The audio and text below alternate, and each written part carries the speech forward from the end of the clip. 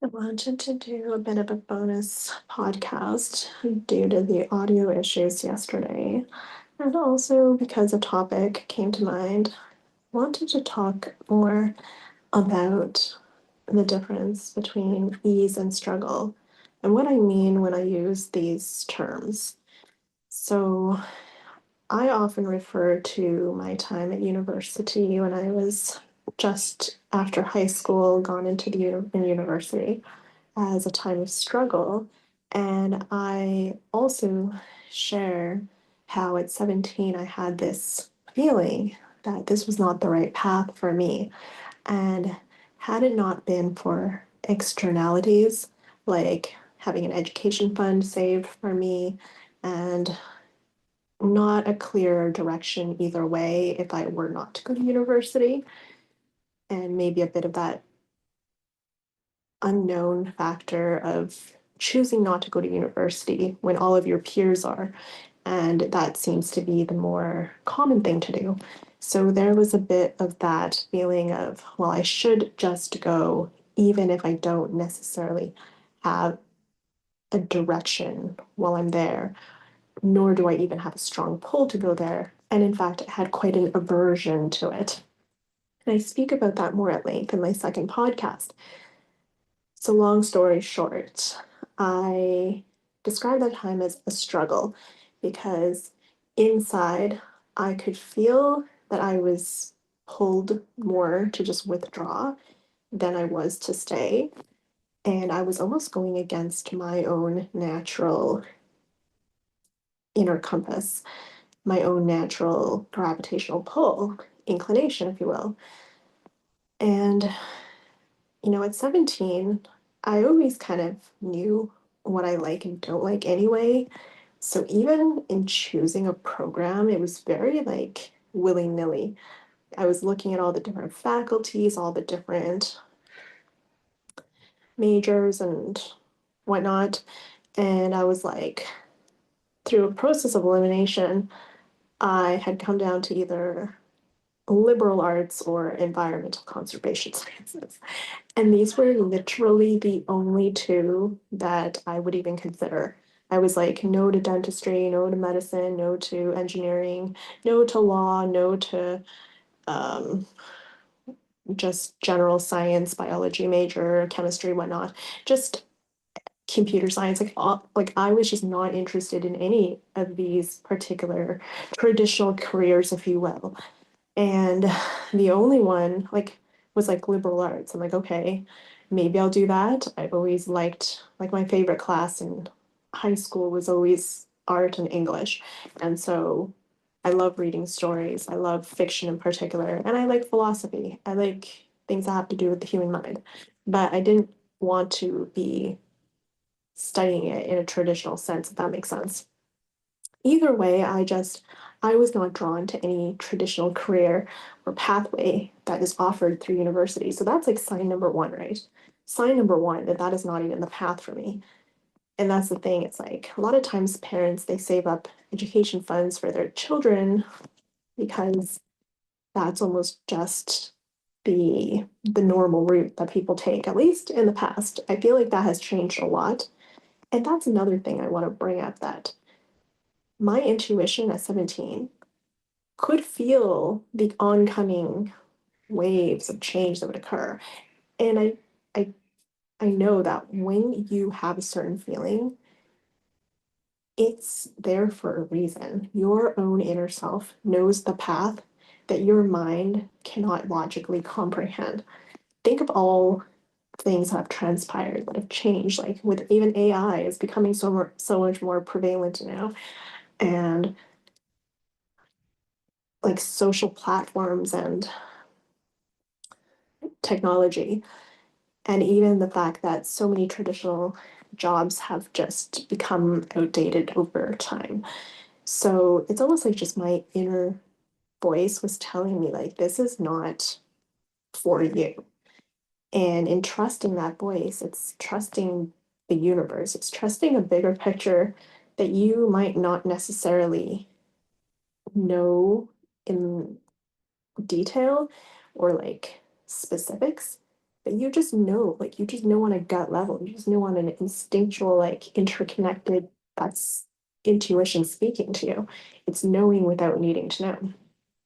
And so that's what I mean by this whole period of this was 2005 when I was just entering university at 17, right? And like the summer after graduating high school. And at that time, it really was like almost like that was just when YouTube had just come out. And, platforms like Instagram had just started coming out. And even, technology like Bitcoin was also just on the brink of blowing up kind of thing. So it's like all these new technological factors, the fact that so many changes are about to occur, it's kind of like I just had such an aversion to the traditional route of university. And knowing that I, like, even just in conjunction with my personality and my particular characteristics, like, I don't think I would be suitable in any particular traditional career that you would study for through university. And when I say the difference between ease and struggle, like obviously I completed high school and I didn't just feel any angst about that. You know, I'd always been like, I'd always found school fairly easy. Like I never like try to be like a top student, but I also made sure I got my stuff done. So for me, it was like I kind of just cared about life more than school in many ways. And like going to university, it's like I completed the degree. It's like it's easy in the sense like you can do it, like you can do the assignments, write the essays, like go through the exams and whatnot, go through the projects and whatever work you have to do. That's like doable. It's nothing to do with like is it easy or hard, but it's a soul level feeling of ease versus struggle. And that's what I refer to when I say that whole period of my life when I was really grappling with the fact that I was not in alignment with what my inner voice was telling me. That was a period of struggle. That was not ease.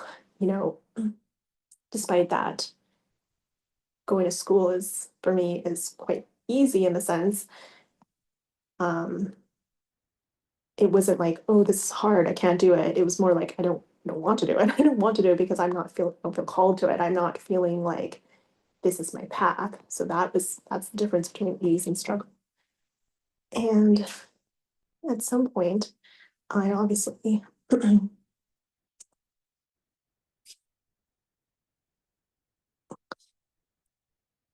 at some point I complete that and I start listening to my own inner voice more, where I'm not feeling tethered to a particular thing out of guilt or something or obligation.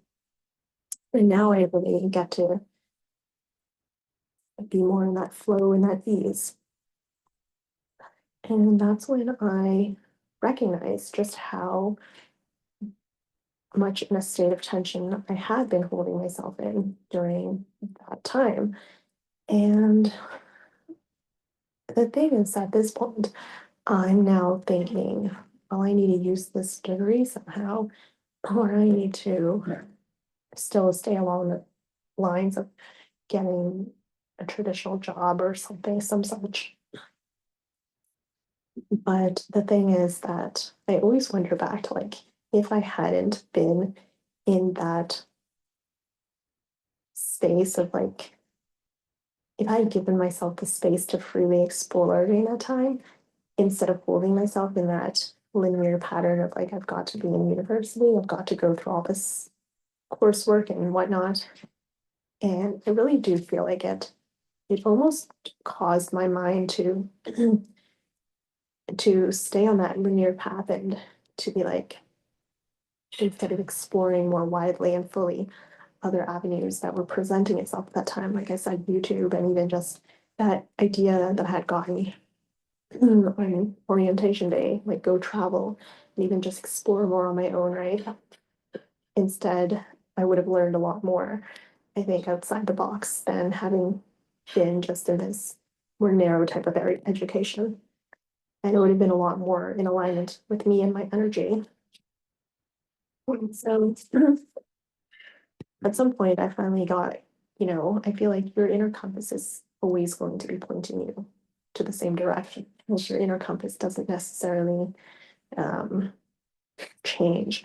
I think it's something that stays quite constant and fixed. So no matter what, it's like you're always going to feel that gravitational pull. And lo and behold, like that same instinct, go travel, um, things that I naturally had a gravitational pull, like investments and even like expression of ideas. Like I always said, I love stories, and English was my favorite subject of art, and a bit of psychology and philosophy. Like all of these things I do in one way or another. It's like I love sharing ideas, I love sharing my experiences, my stories. Meanwhile, I also like existing out of a traditional job where I'm more of an investor and I'm also more of a world traveler. And all of those things that I had premonitions of when I was younger, it's all come to fruition. And just because I tried to fit myself or narrow myself into a certain box, it was so like fitting a square peg into a round hole. And that's nothing came of it. Nothing came of it. Like I've never used the degree. And so that is an example of struggle, and not just because like you're thinking, oh, because you just don't want to go to school. Like that's what I've been often chastised for. It's like, oh, you just don't want to work hard. It's like, it has nothing to do with hard work or not. It's like I finished the damn degree, right? It's not that I can't do the frickin' work. It's that my soul is not aligned with it. Why would I never work in the field that I studied in or even do anything with that dang degree? And not only that, like joy is the journey itself. I didn't have joy in the journey. That is not a good sign at all. And no matter what, it always came full circle because the things that I was being, the intuitive prompts I would get when I was 17 came back around to me. Regardless, I'd be like cycling through like numerous jobs trying to like fit into something. And no matter what, it's like I was then pulled to Vipassana meditation. That kind of led to another thing. And the next thing I know, I'm traveling the world for over a year on a round the world trip. And it's like these things kind of just happened through the art of surrender when I stopped holding my place and myself in such a state of tension. I just naturally, by way of ease and allowing, just became who I already was. And that's why it's almost just like an ease. It's like I don't even have to try. I don't have to do anything. It's like I'm just being. I'm just being myself. I'm just being who I already am, which is traveling, investing, sharing my ideas and expressing my philosophies and wisdom and having experiences that I can turn into stories that can then provide insight for people.